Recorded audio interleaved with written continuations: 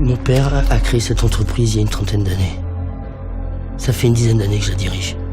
Et que je me bats comme un forcené pour la maintenir à flot. Carbone, j'ai été obligé évidemment de m'intéresser à l'affaire, mais le problème c'est que ça reste une arnaque brillante, mais très compliquée. C'est inspiré d'une histoire vraie, c'est pas exactement les mêmes personnages. L'un des enjeux du film, c'était de vulgariser aussi ça pour rendre la chose accessible. La taxe carbone, c'est un truc infiniment complexe, et du coup les mecs ont monté cette escroquerie autour de ça, c'était quand même des cerveaux. Arrêtez de m'insulter devant ma femme et mon fils. Ta femme est avant tout ma fille. C'est quand même, on va dire, une dizaine de personnes qui ont réussi en un an à piquer 6 milliards à l'Union européenne. C'est un film sur peut-être le cambriolage du siècle, quoi.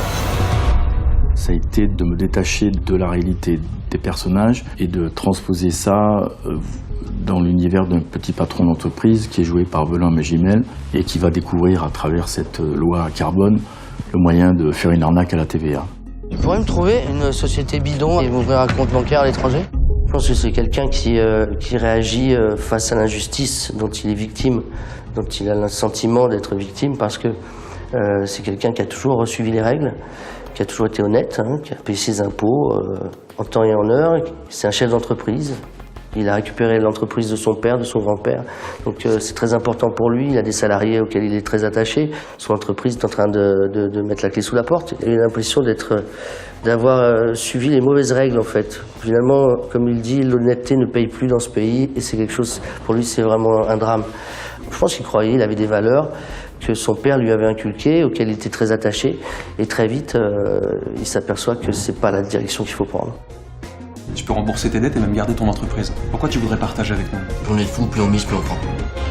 Je suis son expert comptable qui est un peu l'homme par qui le scandale est arrivé, mais involontairement. C'est moi qui lui explique en gros toute cette histoire d'arnaque sans m'en rendre compte.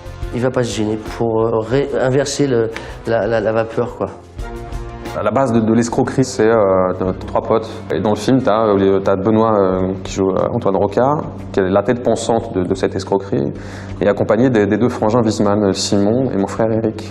Et moi, je suis le personnage le plus tempéré des 3, on va dire. Tu vois, on va dire le garde-fou, parce qu'on va quand même dealer avec des vrais voyous et tout ça. Toi, tu te pointes avec 10 plaques et tu crois qu'on est quitte? Le film est tellement différent de ce que j'ai fait avant. C'est-à-dire avant, j'ai filmé des choses tellement noires. Et là, c'est mon chef opérateur qui m'a poussé à aller vers aussi ce que je dois avoir un petit peu en moi aussi. Un peu de lumière, quoi. Un peu. Là, il ne s'agissait pas de filmer les ténèbres, il s'agissait de filmer la nuit dans sa brillance, dans sa sexualité, dans sa folie. J'ai essayé de mettre de l'élégance dans la mise en scène, dans les costumes, dans les bagnoles, dans le choix du casting aussi, que les mecs soient sexy, que les filles soient jolies, qu'on soit dans un monde qui a été le leur d'ailleurs.